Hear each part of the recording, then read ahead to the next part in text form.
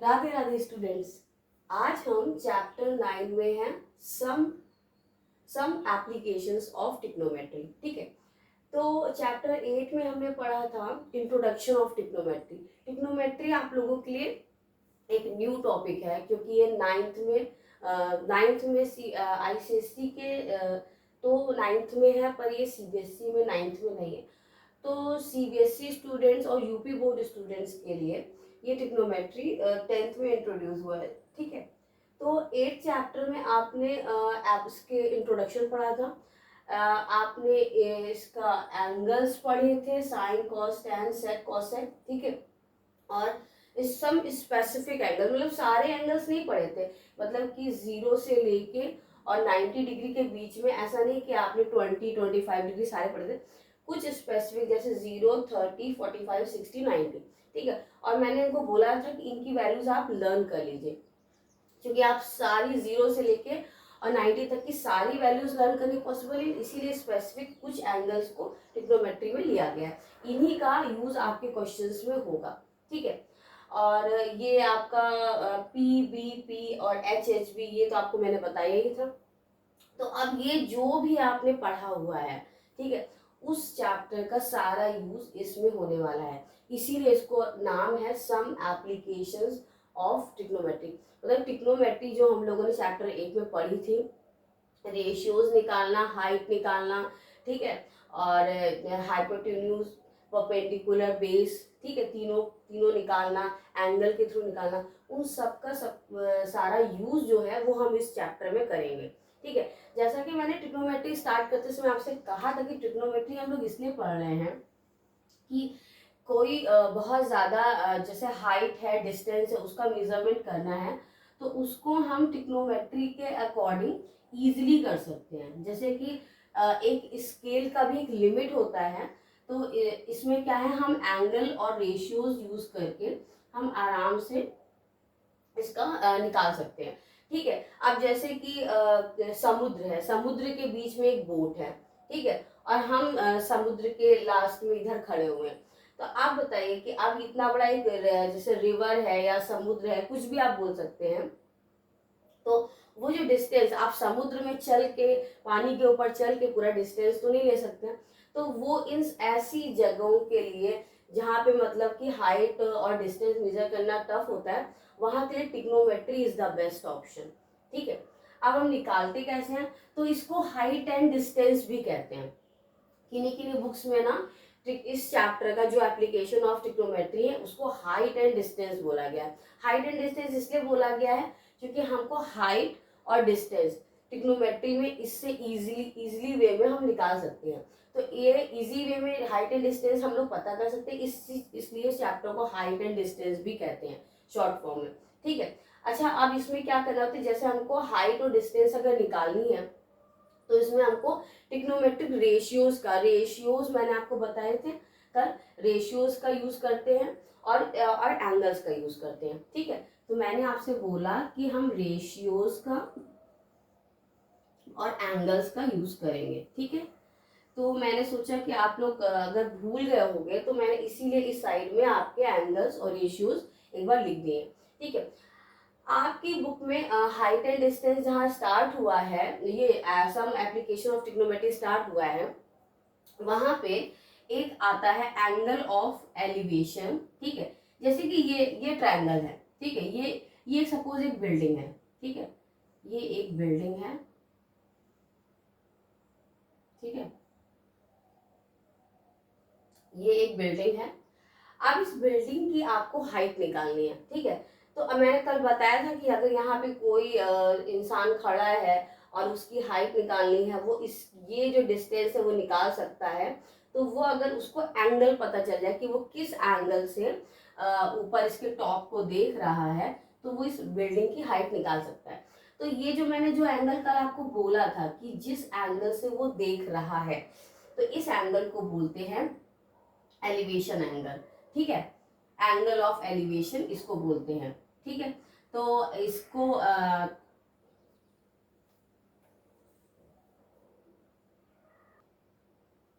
ये मैंने figure draw किया है, इससे आप बेटर ढंग से समझ सकते हैं। ठीक है, ये जो मैंने बनाया है एंगल ऑफ एलिवेशन, ठीक है। जैसे कि यहाँ पे मैंने बताया था कि अगर आप ऊपर साइड देख रहे हो, ठीक है, तो ये वाला जो एंगल होता है थीटा, ये होता है एंगल ऑफ एलिवेशन, ठीक है।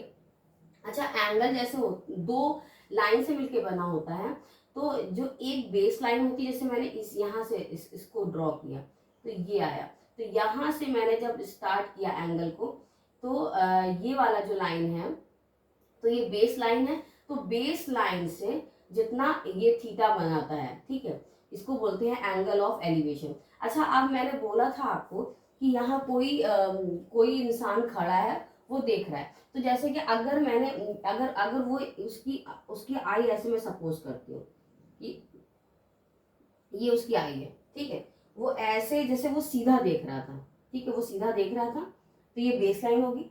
अब वो ऊपर देख रहा है कि बिल्डिंग का ये जो है बिल्डिंग का ये टॉप देख रहा है वो, ठीक है, तो वो अपनी आई को जितना वो ऊपर करेगा, तो रेज आर हेड, तो अपने जब आंखों को ऊपर करेगा तो ऑब्वियसली उसका सर भी ऊपर हो जाएगा।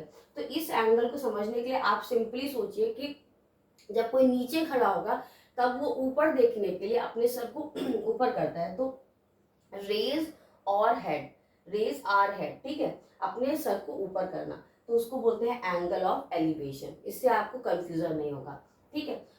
और जैसे अब तो ये है आई साइट होती है, जैसे कि इसलिए इसको बोलते हैं लाइन ऑफ साइट, मतलब देखना, जैसे रे है ना, आई, आई ऑफ अ ऑब्जर्वर, मतलब किसी ऑब्जर्वर की आई। मैंने बताया ना कि यहाँ पे अगर कोई बंदा खड़ा है और वो सामने देख रहा है और फिर उसको बिल्डिंग का टॉप देख रहा है, तो उसको अपना सर को ऊपर उठा, और आपका सर यहाँ से जितना ऊपर देखने के लिए हुआ, ये जो एंगल बना, इसी को बोलते हैं एंगल ऑफ एलिवेशन, ठीक है।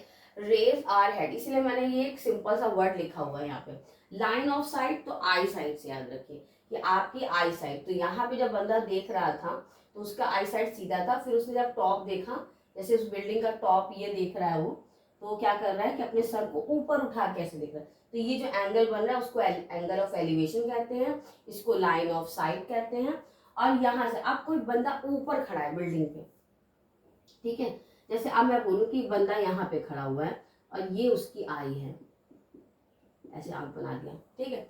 अभी वो क्या कर रहा था कि सामने ऐसे एक ट्री बनाया, ऐसे सोचिए ये एक ट्री है, वो इस ट्री को देख रहा है, ठीक है, वो एक लड़का है छत पे खड़ा है, वो इस ट्री को देख रहा है, तो वो क्या करेगा, उसको सर झुकाना नहीं पड़ेगा, वो सीधे देख सकता है। लेकिन अगर उसको यहाँ पे खड़े किसी बच्चे को देखना है, अगर उसको यहाँ पे खड़े किसी बच्चे को देखना है, तो उसको क्या करना पड़ेगा, अपनी आई साइड को, जैसे वो सीधे ट्री को देख रहा है, ठीक है, वो यहाँ सीधे देख रहा है, तो उसको अपनी आई साइड को नीचे करना पड़ेगा, तो उसने ऐसे करके नीचे किया, तो उसने क्या किया, लोअर आर हेड, मतलब अपने सर को नीचे किया, जैसे वो सीधे देख रहा था, तो उसने क्या किया कि उसको टॉप नहीं देखना है बिल्डिंग, अभी वो टॉप पे है, तो उसको क्या करना है, नीचे देखना है, तो उसको अपने सर को नीचे करना है। तो ये जो बेस से ये जितना उसने नीचे किया सर, ये जो एंगल बनेगा उसको बोलते हैं एंगल ऑफ डिप्रेशन, क्लियर।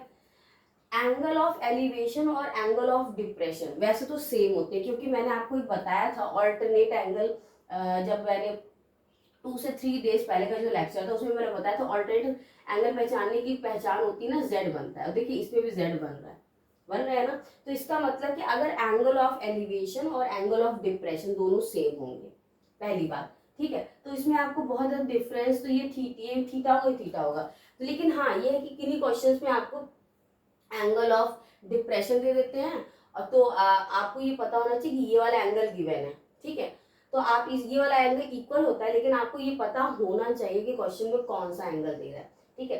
तो ये आपको बहुत अच्छे से क्लियर हो गया कि angle of elevation, angle of depression और लाइन ऑफ साइट क्या होती है। यही इस चैप्टर में एक न्यू थिंग जो ऐड हुई है, बाकी सारा हमारा प्रीवियस चैप्टर का कॉन्सेप्ट है, तो प्रीवियस चैप्टर की जितनी भी चीजें हम लोगों ने सीखी थी वो मैंने इसीलिए यहाँ पे लिखी हुई है। हाँ, समरी आप पढ़िएगा जरूर, समरी में आपको तीनों चीजें मिल जाएंगी, line of site, angle of depression और एंगल ऑफ एलिवेशन, बहुत अच्छे से एक्सप्लेन किया गया। और जो उसकी जो लास्ट लाइन है वो बहुत ही प्यारी है, मतलब प्यारी इन द सेंस क्योंकि चैप्टर से रिलेटेड है इसलिए मैंने बोला, द हाइट और length of an object, the distance between two distinct object can be determined with the help of trigonometric ratio. ठीक है, इसने बोला है कि इस चैप्टर में एक्चुअली हम लोग जो कर रहे हैं वो फाइंड आउट कर रहे हैं, वो क्या क्या फाइंड आउट कर, या तो हम किन्हीं दो ऑब्जेक्ट के बीच का डिस्टेंस निकालेंगे, ठीक है, या हम हाइट निकालेंगे। ठीक है, जो भी हम निकालेंगे मतलब वो हम क्या करेंगे, रेशियो से निकालेंगे, वो जो मैंने आपको पहले ही बताया था। तो इसलिए समरी में 4 पॉइंट्स गिवन है। ठीक है, 1 2 3 एंड 4 मैंने लिखा हुआ है। इन 4 पॉइंट्स को आप एक बार रीड कर लीजिएगा। ठीक है, अगर आपको इसका स्क्रीनशॉट लेना हो तो आप ले लीजिए।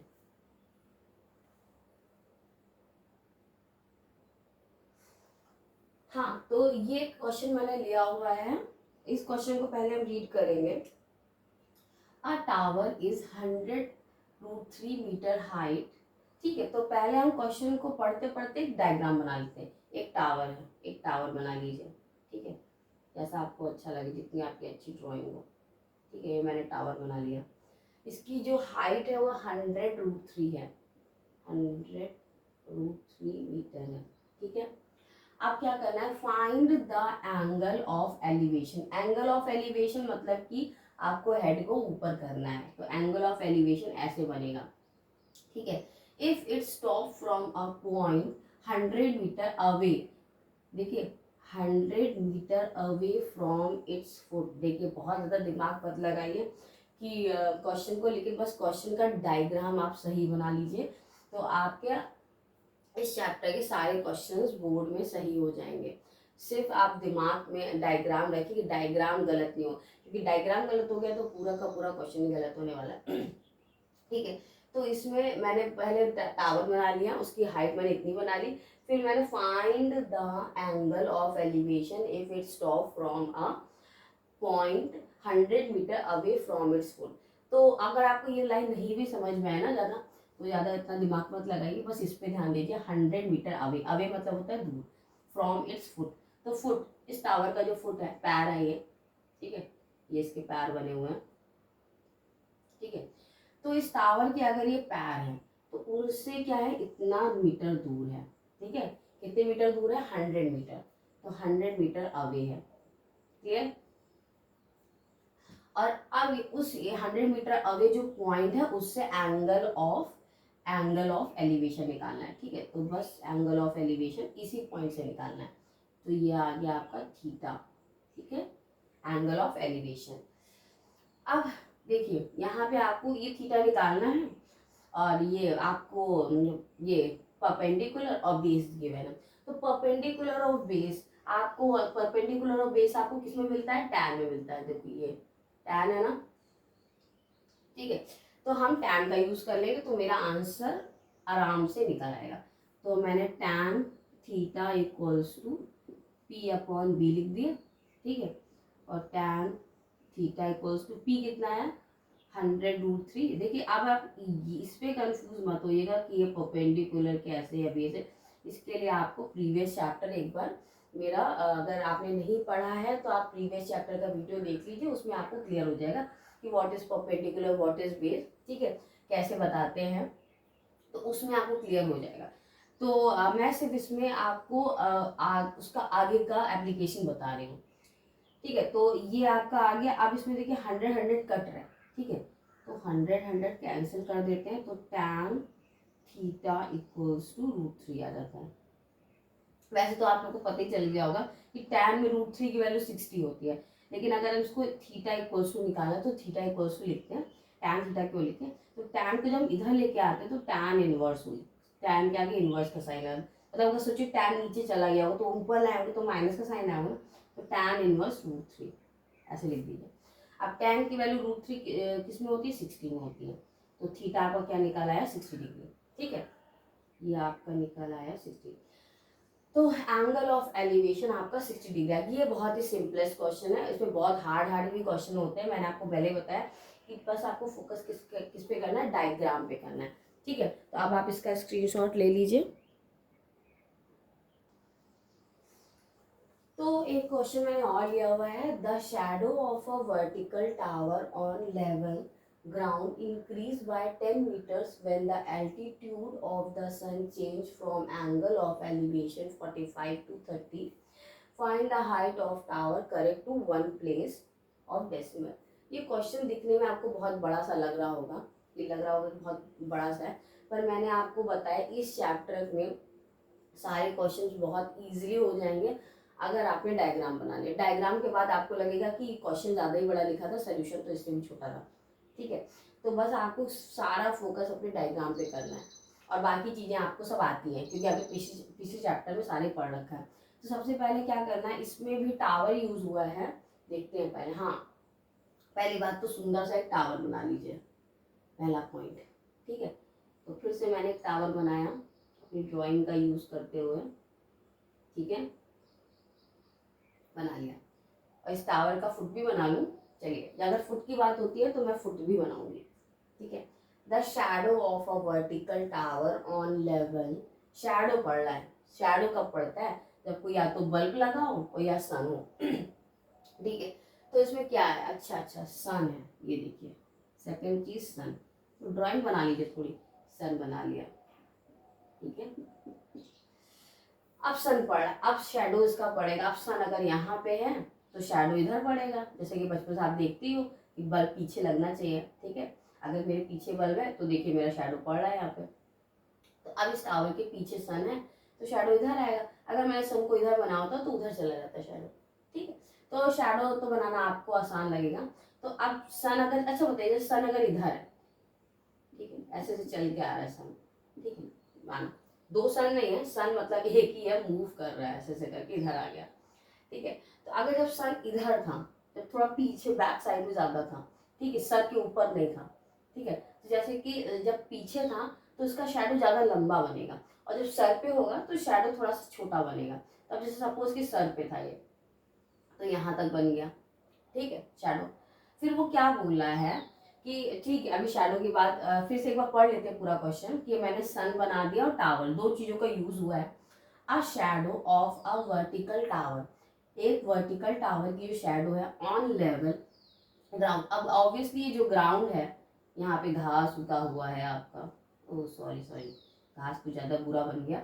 ठीक है, तो जैसे ये ग्राउंड है, ये ग्राउंड है, शैडो इसी पे पड़ेगा। ठीक है, the shadow of a vertical tower on level ground increase by 10 meters when the altitude of the sun change from angle of elevation 45 to 30 degree. अब देखिए, वो बोल रहा है कि 10 मीटर इंक्रीज कर जाती है शैडो। शैडो मतलब पहले यहाँ पड़ रही थी, अब वो शैडो यहाँ पड़ने लगी, इंक्रीज कर गई। पहले पहले शैडो इतनी बड़ी थी, फिर इंक्रीज कर गई, तो ये जो इंक्रीज की वो 10 मीटर इंक्रीज कर दी। ठीक है, अब देखिए जब सन आपके सर के ऊपर था ना, तब शैडो पास पड़ी होगी।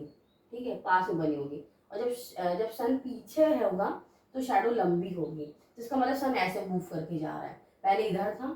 तो अच्छा, एंगल जो होता है वो जैसे इधर जब जितना रहेगा, इधर से जाता रहेगा, तो एक टाइम ऐसा आएगा कि ये स्ट्रेट आ जाएगा पूरा। ठीक है, जैसे मैं ऐसे बना रही हूँ, ऐसे बना रही हूँ, ऐसे बना रही हूँ, आप देखिए आपको खुद समझ में आ जाएगा कि ये वाला जो एंगल है और ये वाला एंगल कौन सा बड़ा है। तो ये वाला जो है, जितना आपका टावर के पास में होगा वो एंगल बड़ा होगा। ठीक है, तो अगर आपको 45 to 30 दिया तो आपको कोई सोचने जरूरत नहीं, इसको 45 लिख देना, उसको 30 लिख देना। ठीक है, अब ये बोल रहा है कि इतनी शैडो इंक्रीज कर जा रही, तो पहले यहाँ शैडो पड़ रही थी। ठीक है, ये शैडो डार्क वाली यहाँ पड़ रही थी शैडो। ठीक है, फिर उसके बाद में वो सन थोड़ा मूव करके उधर गया तो शैडो इधर शिफ्ट हो गई। ठीक है ना, थोड़ा और बड़ा बना देते हैं, अच्छा नहीं लग रहा है ये, अब ठीक लग रहा है ना। ठीक है, तो ये 30 डिग्री का, और ये जो डिस्टेंस है वो 10 मीटर्स है। क्लियर। हाँ, अब इतनी सारी इंफॉर्मेशन हमने लिख दी है, अब फाइंड पे आ जाते हैं। Find the height of the tower, tower की हाइट बतानी है। ठीक है, और बताना है, हाँ हाइट ही बतानी है टावर की। अब देखिए, हाइट बतानी है और नीचे का पूरा बेस बतानी है। तो अब जो पूरा बेस इतना 10 पता है तो मैं उसको एक्स लेट कर लेते हैं सपोज। ठीक है, एक्स लेट कर लिया। अब अभी आपको मैंने पिछले क्वेश्चन में बताया था कि अगर परपेंडिकुलर और बेस होता है तो वो टैन को डिफाइन करता है। तो हमको क्या करना है, बेस दिया हुआ है, परपेंडिकुलर निकालना है। बेस वो भी आधा दिया हुआ है, ठीक है, आधा बेस दिया हुआ है, परपेंडिकुलर निकालना। तो परपेंडिकुलर और बेस, जब जो चीजें गिवन हो ना उसी पे आप ध्यान दे दीजिए कि बस आपको वही फॉर्मूला लेना है, ठीक है। तो अभी परपेंडिकुलर और बेस वाला ही फॉर्मूला लेना है। तो हमको लेना है tan। अब इसमें दो ट्रायंगल्स बन रहे हैं, एक tan 30 बन रहा है और एक tan 45 बन रहा है, ठीक है। तो tan 30 के लिए जो परपेंडिकुलर तो दोनों का सेम है, दो ट्रायंगल इस वाले दोनों का सेम है। तो एच अपॉन, अब 45 30 के लिए जो बेस होगा वो ये पूरा है, तो 10 प्लस एक्स हो जाएगा, और जो 45 के लिए होगा वो होगा आपका एक्स, ठीक है। अब वैल्यूज मैंने इसीलिए आपको याद कराई कि इसी दिन के लिए, इसी पल के लिए आपको याद कराई थी कि जब आप इसमें वैल्यूज पुट करिए तो कम से कम एटलीस्ट आपको ये वाला क्वेश्चन तो पता हो, और फिर आप एक्स और एच निकालिए। तो tan 30 इक्वल्स टू हो जाएगा आपका tan 30 पहले पुट करते हैं, तो 1/√3 equals to H upon 10 plus X. अब बताइए इसमें दो अननोन है ना, तो इसको तो मैं नहीं सॉल्व करूंगी अभी। इसमें क्या है, इसमें ये मतलब ये वाला मैंने ये पुट कर दिया, और यहाँ पे हमें ये tan वाला पुट करूँ। tan 45 1 होता है और h अपॉन एक्स आ गया, तो इसको हम क्रॉस मल्टीप्लाई करेंगे तो x इक्वल्स टू एच आ जाएगा, ठीक है। x इक्वल्स टू एच निकल आया। एक चीज तो सॉल्व हुई कि x h के बराबर है, तो अब x h के बराबर है तो हम इस वाले में पुट कर देते हैं, ठीक है। तो जैसे 1/√3 इक्वल्स टू h की जगह मैं x लिख देती हूँ, ठीक है। नहीं, h निकालना है ना, तो x को रिप्लेस करते हैं, h को रहने देते हैं, h लिख देते हैं 10 प्लस x की जगह h, कि कुछ भी लिख सकते हैं, लेकिन जैसे हमको h निकालना है ना तो फिर फालतू का क्यों कंफ्यूजन पैदा करें, ठीक है। अब इसे क्रॉस मल्टीप्लाई कर दीजिए, तो 10 plus h equals to h√3। अब h को पास ले आइए, तो 10 equals to h√3 minus h, ठीक है। तो 10 इक्वल्स टू h कॉमन ले लीजिए, दोनों में है √3 माइनस 1, तो h इक्वल्स टू क्या आ जाएगा 10 अपॉन √3 माइनस 1, ठीक है। अब आपका जो आ गया मैं वो यहाँ लिख देती हूँ, clear. h equals to 10 upon √3 minus 1। अब आपने देखा एक तो नीचे अंडर रूट, ऊपर से माइनस का ये, ठीक है। तो इसको पहले तो हटाना पड़ेगा, इसको हटाने के लिए इसके कॉन्जुगेट से मल्टीप्लाई करेंगे, √3 प्लस 1, जो कि आप पढ़ चुके हो पहले प्रीवियस क्लासेस में भी, ठीक है। तो ये आ जाएगा 10 अंडर रूट √3 प्लस 1, और नीचे a square minus b square का फॉर्मूला लगा देंगे, डायरेक्ट लगा दूं, ठीक है। अब आपका आ जाता है 10 रूट, अभी ये बॉक्स छोटा पड़ जाएगा लग रहा है, यहाँ पे आ गया 3 माइनस 1 2 आ गया, तो 2 अंदर 2 5 आ गया, ठीक है। तो आपका फाइनली h इक्वल्स टू निकल के आ गया 5√3 प्लस 1। पर नॉर्मल इंसान ऐसे नहीं बोलते हैं, वी आर मैंगो पीपल्स, तो ऐसे तो नहीं बोलते कि हाइट 5 ब्रैकेट में √3 प्लस 1 दी हुई है। तो हम इसको सॉल्व कर लेते हैं एक सिंगल डिजिट में। तो √3 की वैल्यू होती है 1.73, ठीक है। जैसे कि याद ही हो जाती है करते करते, ठीक है। तो आपने उसमें लिखा भी हुआ था ना करेक्ट टू 1 प्लेस, इसका मतलब डेसिमली में आंसर आना था, पहले क्लियर था, ठीक है। तो 2.73, अब मल्टीप्लाई कर दे, 5 3 जा 15,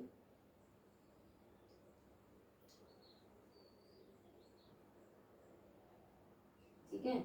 और ये लग गया पॉइंट, पीछे से 2 डिजिट के बाद लगेगा, तो 13.65, और ये मीटर में गिवन था ना सारा, कहाँ लगेगा, यूनिट चेक कर लीजिएगा, ध्यान दीजिएगा। तो आंसर हमारा मीटर में ही लिखना है आपको, क्लियर। ये मैंने ड्राइंग वगैरह इसलिए बनाई कि थोड़ा इंटरेस्ट डेवलप हो जाए। बेसिकली क्या था कि सिर्फ आपका ये ड्राइंग ही इम्पोर्टेंट था, क्वेश्चन तो फिर देख ही लिए आप, आसानी से हो गया। बस आपको क्या लिखना था, tan 30 tan 45, बस इन दोनों के बीच में। ऑब्वियसली 2 वेरिएबल मिसिंग थे, तो दो चीजें हमको गिवन थी। मैंने पहले ही बताया वेरिएबल चैप्टर, जितने वेरिएबल चाहिए, जितने वेरिएबल होंगे उतनी इक्वेशंस गिवन होंगी। तो अब से 2 वेरिएबल है ना, h और x, तो उसमें 2 तो बननी थी कंडीशन, ठीक है। ये सॉल्व हो गया। अगर आपको इसमें प्रॉब्लम हो तो आप कमेंट करके मुझे बता दीजिएगा, मैं फिर से एक्सप्लेन कर दूंगी। और इसके बहुत अच्छे अच्छे से क्वेश्चंस हैं, वो से बहुत अच्छा चैप्टर है, बहुत स्कोरिंग चैप्टर है। तो अगर आप इसको कवर करेंगे तो इसमें कोई प्रॉब्लम नहीं है। बस मैं बोलूँगी कि क्वेश्चन में डायग्राम सुंदर सा बना लीजिए और फिर आपका क्वेश्चन हो जाता है। ठीक है, तो आप इसका स्क्रीनशॉट ले लीजिए और इसकी प्रैक्टिस करिए, और मैं क्वेश्चन आंसर्स राउंड में बस आपका 14 लास्ट चैप्टर खत्म करने के बाद आ जाती हूँ। ठीक है, ओके, तो thank you students, Radhe Radhe.